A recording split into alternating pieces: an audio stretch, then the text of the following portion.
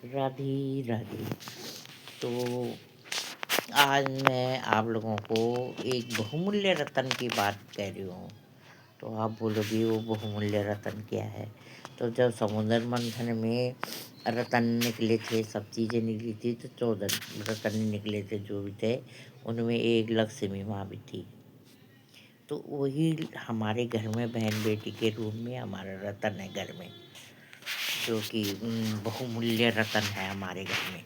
तो उसकी रक्षा रतन की तरह, जैसे डायमंड होता है, हीरा, कुछ भी, तो उसकी तरह हमें उस रतन की रक्षा करनी चाहिए।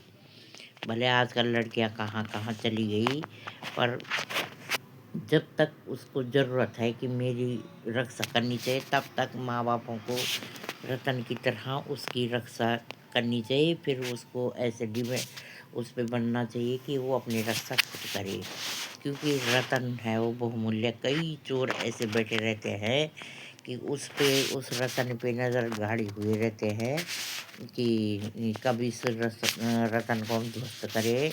तो उस रतन की रक्षा, कई लोगों को बुरा लगेगा, पर हकीकत में कह रही हूँ, जो जो ऐसे होते हैं उनके घर में, सबके घर में रतन है।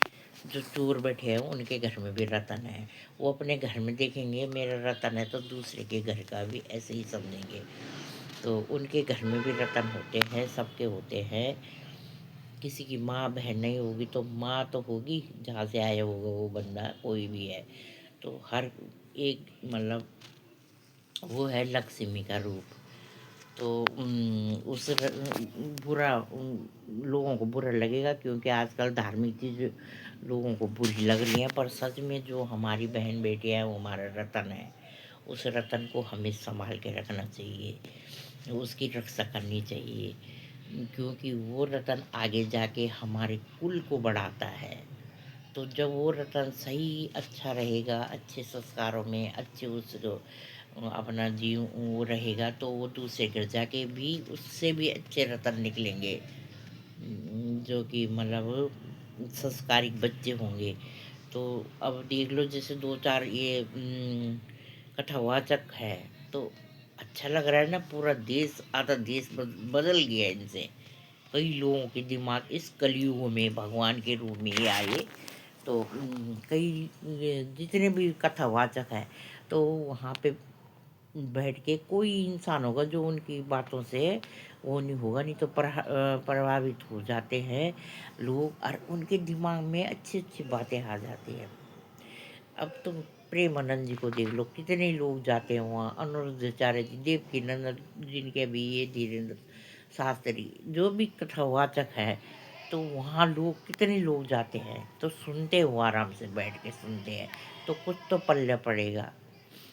तो वो और केवल एक मंत्र, प्रेमानंद जी, राधा राधा राधा राधा राधा राधा राधा, उससे ही तर जाओगे। पूरे ब्रह्मांड की शक्ति का पूरा नाम लिवा देते हैं, जितने भी देवी देवता, राधा राधा राधा। राधा के रस में जो भी है ना, राधा नाम में, उससे ही तर जाते हैं लोग। तो यूँ की जिंदगी सुखमयी हो गई। अब जो बिल्कुल ही होंगे, तो उनके दिमाग में पल्ले में नहीं पड़ रहा होगा, पर पड़ेगा जब चारों तरफ से राधा राधा राधा राधा नाम सुनेंगे। तो इतना जरूर बोलेंगे कि यार राधा राधा लगे रहते हैं, राधा, पर बोल देगा वो, इसमें भी राधा राधा बोल देगा, इसमें ही वो बंदा तर जाएगा।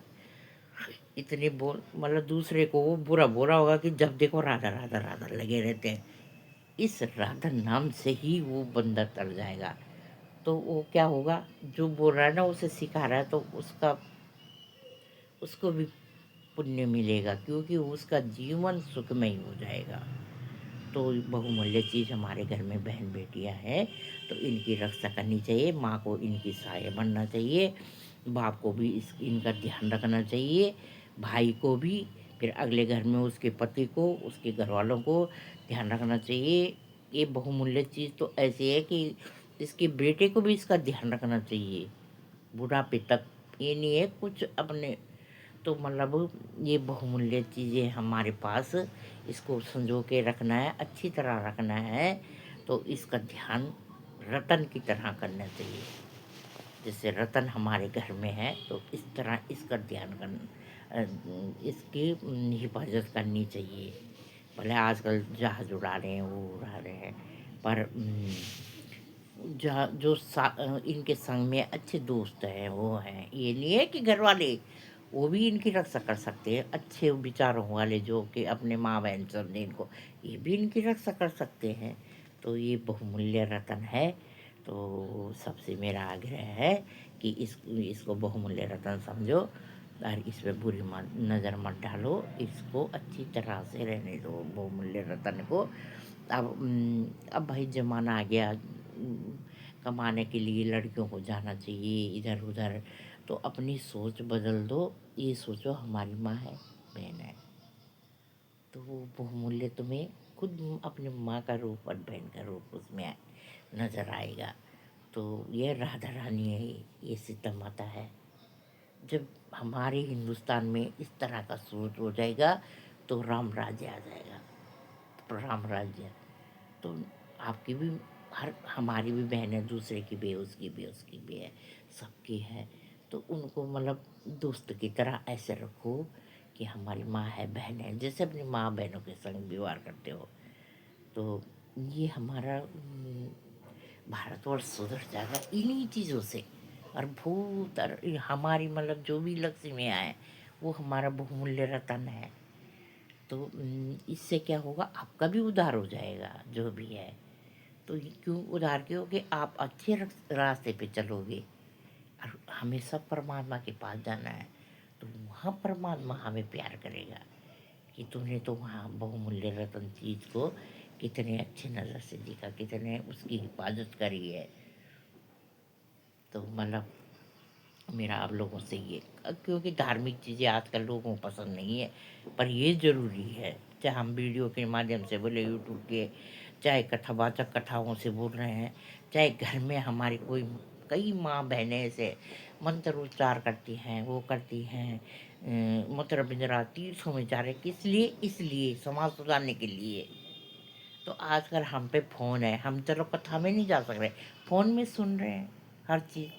तो उसका अमल होना चाहिए, थोड़ा बहुत भी अमल होना चाहिए उन चीज़ों का। एक दूसरे के काम आओ, बोलो चालो सब कुछ, पर उस बहुमूल्य चीज़ रतन पे गलत नज़रें मत डालो और उसकी हिफाजत करो। राधे राधे बोलना पड़ेगा।